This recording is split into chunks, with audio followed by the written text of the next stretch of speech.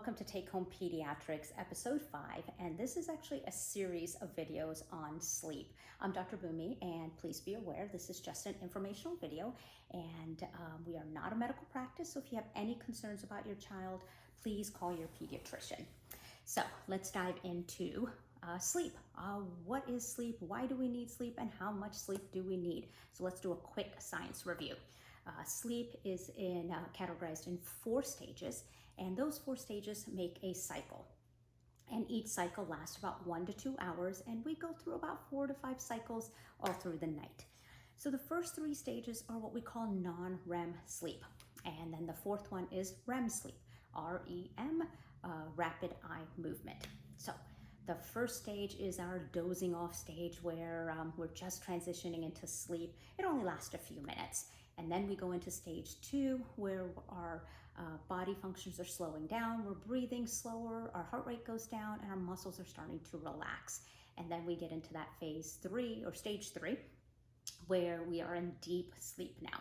And this is the time where our heart rate is the lowest, our breathing rate is the lowest, and our muscles are very relaxed.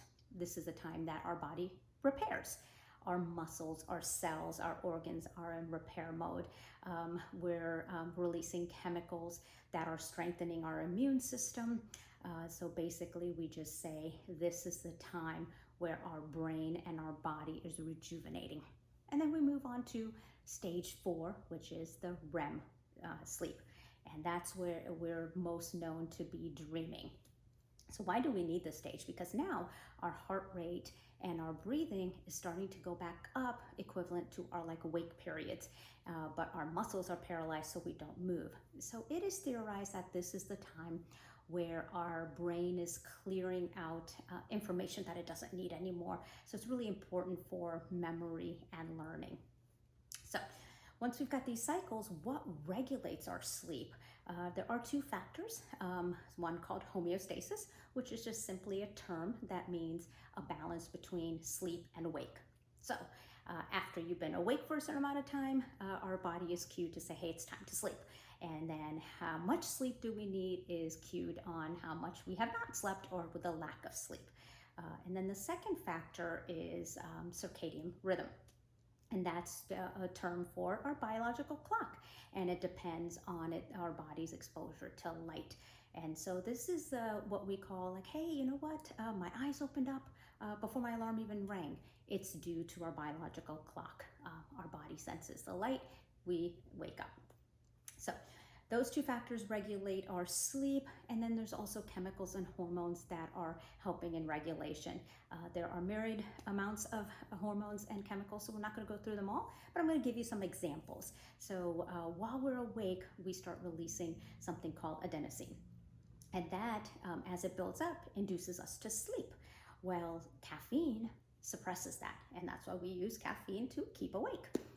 Something like melatonin, that actually gets secreted in our body as we're getting to dim light, and that's why we're releasing it toward the end of the evening. Again, that's helping us sleep.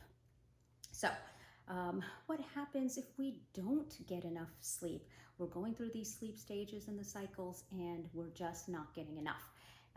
How does that affect our body? Well, there's been studies where they did neuroimaging of the brain and noted that there were lack of activation in certain areas of the brain when there was a lack of sleep. So we know a lack of sleep definitely affects our cognitive function. It affects our judgment, our concentration. It causes attention deficit. And all those will lead to poor quality of work and accidents. It also affects our daytime sleepiness. We're more sleepy during the day. We can even get something called micro sleep, where we doze off a little bit for a few seconds and we don't even realize it. And again, those are what causes car accidents and, again, low quality of work. Lack of sleep also affects our mood. You've noticed people who don't sleep well are usually frustrated easily, they're distracted, their moods are up and down, and sometimes it can be even severe enough depression and anxiety. And lastly, lack of sleep will affect our immunity. It increases our susceptibility to colds. It increases our inflammatory markers, so later on we are more susceptible to diabetes and obesity. So how much sleep do we need? That all depends on your age. And even within our age range, there is a variation. There were new recommendations as of last year that actually increased the range within age groups. And that's because we all know people who need a lot more sleep than we do, or people who function so well with a lot less sleep than we do. So again, remember that variance. Okay, so let's talk about the ages. From our newborn to 3 months old, they need 14 to 17 hours of sleep. Our 4 to 11-month-olds, they need 12 to 15 hours of sleep. Our 1 to 2-year-olds will need 11 to 14 hours of sleep. And our 3 to 5-year-olds need a range of 10 to 13 hours. And then our school-age children between the ages of 6 and 13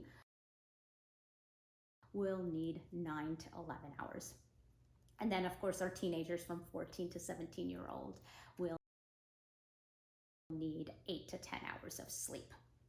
So in conclusion, the importance of sleep is to maintain a good mental health, a good physical health, a good cognitive ability, and lastly, a healthy immune system.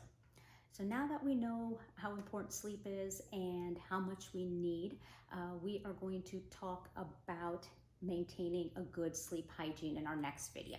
Thank you for listening, and we'll see you soon.